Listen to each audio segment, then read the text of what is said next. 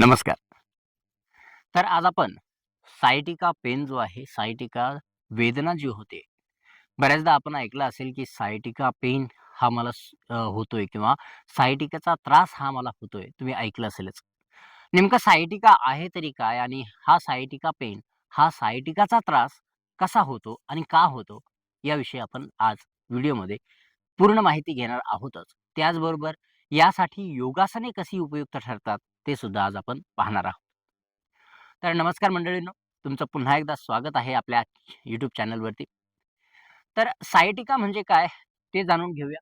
तर सायटिका ही एक नर्व्ह आहे. आपल्या लोअर बॅकपासून ते नर्व्ह जे आहे आपल्या पायामध्ये असते आणि ही जे नर्व्ह आहे, लांबलचक नर्व्ह आहे आणि त्याचबरोबर ही थोडी जाड असते बाकीच्या नर्व्हपेक्षा. आता या ठिकाणी बऱ्याचदा असं होतं, की आपल्या चुकीच्या जीवनशैलीमुळे जसं की ऑफिसमध्ये आपण जास्त वेळ बसतो किंवा जास्त वेळ बसण्याबरोबरच बऱ्याचदा असं होतं, की आपली जी चेअर असते, ती व्यवस्थित नसते किंवा बऱ्याचदा असं होते, की आपली बसण्याची जी पद्धत आहे, ती चुकीची असू शकते. बऱ्याचदा अशी घडी टाकून बसणे, बऱ्याच चेअरवरती बसल्यानंतर. तर ह्या पद्धतीने किंवा चुकीच्या पद्धतीने जास्त वेळ बसल्यामुळे ही जी नर्व्ह आहे, ती दाबल्या जाते आणि त्यानंतर हळू त्या ठिकाणी आपल्याला त्रास व्हायला सुरुवात होते. बऱ्याचदा असं होतं, की स्लिप डिस्कमुळे सुद्धा हा प्रॉब्लेम आपल्याला होतो. ते व्हर्टिब्रामधली जी 2 व्हर्टिब्रामधली जी गादी असते ती सरकल्यामुळे सुद्धा होते. त्यानंतर वयामानानुसार हा तो त्रास आहे तो होऊ शकतो, की व्हर्टिब्रामधली जी पोकळ आहे, पोकळी जी आहे ती या ठिकाणी कमी होते आणि ज्या नसा आहेत त्या नसांना जागा मिळत नाही प्रॉपर आणि कमी जागेमुळे तो त्रास जो आहे ट्रिगरिंगचा त्रास त्या ठिकाणी होत असतो.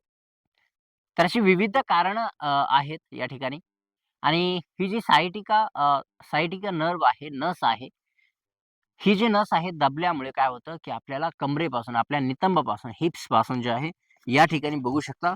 अशा पद्धतीने इथून जो त्रास या ठिकाणाहून जो त्रास चालू होतो, या ठिकाणाहून, तर काहींना इथपर्यंतच होतो, गुडघ्याच्या पाठीमागेपर्यंत आणि काहींना टाचेपर्यंत हा त्रास होतो. तर हा जो त्रास असतो, हा इतका वेदनादायी असतो, हा इतका वेदनादायी असतो, की आपल्याला चालणं मुश्किल होतं. मी तर म्हणतो बसल्या जागी बसणं सुद्धा खूप त्रासदायक ठरतं. हा जो त्रास आहे, भल्या-भल्यांना होऊ नये, कोणालाच होऊ नये मी तर म्हणेन. रोज आसनं करा, योगासनं करा, प्राणायाम करा, ध्यान करा, साधना करा. या सर्व गोष्टींमुळे एक होईल, की आपली जी अवेअरनेस आहे आपल्या शरीराबद्दलची ती वाढेल.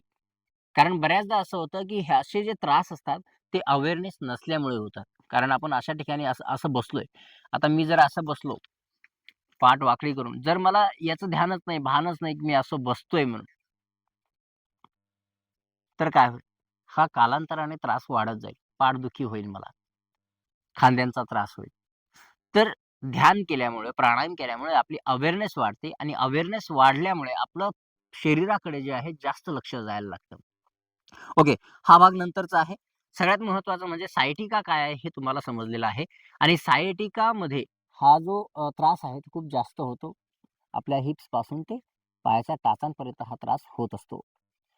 यानंतर या त्रासामध्ये काय करायचं नाहीये, तर ते म्हणजे आपल्याला जास्त फॉरवर्ड बेंडिंग करायची नाहीये. ठीक आहे. फॉरवर्ड बेंडिंग या ठिकाणी करायचं नाही. जर तुम्ही व्यायाम करत असाल तर जे डेडलिफ्ट वगैरे असतं, हेवी वेट्स जे आहेत आपल्याला उचलायचे नसतात. तर अशा पद्धतीने आणि योगासनं जर करत असाल, तर फॉरवर्ड बेंडिंगवाले पुढं झुकण्याचे जे आसनं आहेत, ते आपल्याला या ठिकाणी टाळायचे असतात. बऱ्याचदा चुकीच्या वजन उचलण्याच्या पद्धतीमुळे जसं आता मी जिमचा विषय काढला, तर तुम्ही जर जिम करत असाल, तर त्या ठिकाणी पाठ वाकवून वगैरे जर तुम्ही वेट उचलत असाल, तर त्या ठिकाणी सुद्धा हा त्रास होऊ शकतो. दुसरी गोष्ट सगळ्यात महत्त्वाचं म्हणजे जर तुम्ही घरी काम करत असाल किंवा बाहेर इतर कुठे काम करत असाल, तर त्या ठिकाणी सुद्धा हा त्रास या ठिकाणी होऊ शकतो. तर आता अशी कोणकोणती आसनं आहेत, जे आपण आसनं केल्यानंतर हा त्रास कमी होऊ शकतो? तर सगळ्यात महत्त्वाचं म्हणजे अशी 4 आसनं आज आपण बघणार आहोत. अशी बहुतेक आसनं आहेत, ज्यामुळे तुमचा त्रास कमी होईल. पण आज आपण फक्त 4 आसनं बघणार आहोत. पाठीवरती 2 आहेत, पोटावरती 2 आहेत. अशी 4 आसनं या ठिकाणी आपण बघूया. तर पोटावरची जी 2 आसने आहेत, ती कोणकोणती आहेत ते आपण बघूया. तर सगळ्यात पहिलं जे आहे आसन ते म्हणजे भुजंग आसन. भुजंगासनसाठी पायांना सरळ ठेवायचे. त्यानंतर माथा किंवा हनुवटी खाली ठेवायची अशा पद्धतीने. त्यानंतर हातांना आपल्या छातीच्या बाजूला ठेवायचे आणि ज्यावेळेस आपण श्वास घेऊ हळूहळू आपल्याला वरती यायचंय. समोर बघा किंवा वरती बघा. जसं तुम्हाला शक्य असेल या ठिकाणी थांबायचं. आपल्या हातांचे कोपरे जे आहेत बाहेरच्या दिशेला नको, आतमधल्या दिशेला हवेत. जर जास्त पाठीवरचे त्रास होत असेल तर पायांमध्ये अंतर घेऊ शकता. नाही घेतले तरी चालेल. हे थोडा वेळ थांबायचंय, हळूच परत यायचंय, आराम करायचाय. रिलॅक्स. ओके. तर हे भुजंगासन जे आहे तुमच्या पाठीमध्ये मजबूती देईल आणि जे पाठीचे मसल्स आहेत, स्नायू आहेत त्यांना मजबूती देते. याचबरोबर दुसरं जे आसन आहे शलभासन. सेम त्याच पद्धतीने करायचंय, पण यामध्ये आपल्याला काय करायचंय, पायांच्या खाली, आपल्या मांड्यांच्या खाली जे आहे आपल्या हातांचे तळवे जे आहेत ठेवायचे आणि श्वास घेत आपल्याला उजवा पाय उचलायचा. उजवा पाय उचलला, इथं काही वेळ थांबायचं. 5 सेकंद म्हणा, 10 सेकंद म्हणा, जेवढं तुम्ही थांबू शकता. परत यायचंय. दुसरा पाय उचलायचा आहे. 10 सेकंद पर्यंत थांबायचंय, 5 ते 10. परत यायचंय, आराम करायचा. जर तुम्हाला शक्य असेल तर तुम्ही काय करू शकता, या ठिकाणी दोन्ही पाय उचलू शकता अशा पद्धतीने.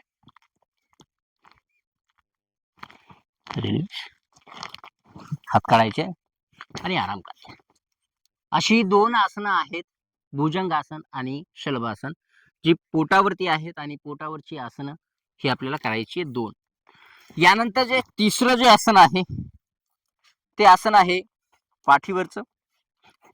पाठीवरच्या आसनांमध्ये पहिलं जे आसन आहे ते म्हणजे पवन मुक्तासन.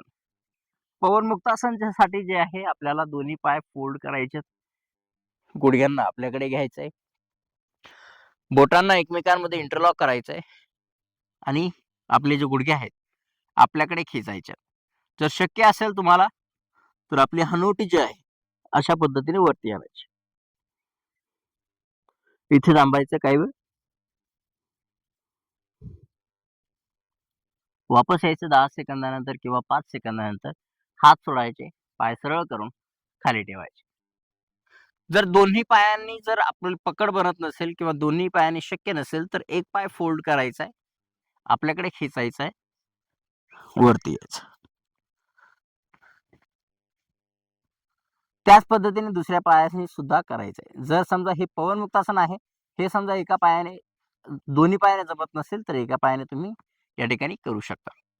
यानंतर जे चौथं आसन आहे ते म्हणजे सुप्त कपोतासना. यासाठी आपल्याला दोन्ही पाय फोल्ड करायचे. उजवा पाय फोल्ड करून आपला जो अँकल आहे, घोटा आहे, तो डाव्या पायाच्या गुडघ्यावरती ठेवायचा आहे आणि त्यानंतर डावा पाय आपल्याकडे खेचायचा आहे. आता यामध्ये काय करायचं, अशा पद्धतीने इंटरलॉक करायचा आणि आपल्याकडे खेचायचा आहे.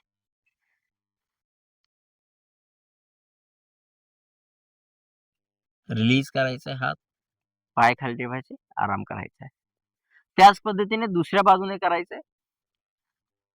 फोल्ड केला, आपल्याकडे खेचला. आता या ठिकाणी बघू शकता तुम्ही किती स्ट्रेच होतोय.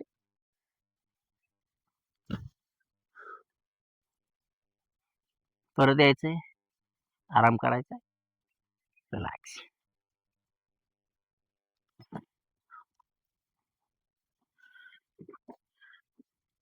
तर अशा पद्धतीने ही 4 आसनं आहेत, जी तुम्ही या ठिकाणी सायटिका पेनमध्ये, सायटिकाचा जो त्रास तुम्हाला होतोय, यामध्ये तुम्ही करू शकता आणि आरामात ही जी आसनं आहेत तुम्हाला करायची आहेत. जास्त स्वतःला खिचाताण करायची नाहीये. जास्त पाय स्वतःकडे ओढायचे नाही. पवन मुक्तासनमध्ये म्हणा किंवा सुप्त कपोतासनमध्ये म्हणा. त्यानंतर भुजंगासन आणि शल्वासनमध्ये सुद्धा जास्त स्वतःला त्रास करून घ्यायचा नाहीये. जेवढं शक्य होईल तेवढा वेळ थांबायचंय, पण ज्यावेळेस तुम्ही आसन करताय त्यावेळेस श्वास थांबवायचा नाहीये. श्वास कंटिन्यू राहणार आहे. श्वास अजिबात जो आहे थांबवायचा नाही. तर अशा पद्धतीने ही जी आसनं आहेत 4, ही आसनं तुम्ही रोज आपल्या रुटीनमध्ये, डेली रुटीनमध्ये प्रॅक्टिस करायला सुरुवात करा. आणि हो, जर तुम्हाला सायटिकासाठी काही अजून आसनं हवी असतील, तर तुम्ही कमेंट करून विचारू शकता. त्याचबरोबर काही प्राणायाम आहेत किंवा मेडिटेशन कशा पद्धतीने करायचंय, हा जर तुमचा महत्त्वाचा प्रश्न असेल, ते सुद्धा तुम्ही कमेंटमध्ये विचारू शकता.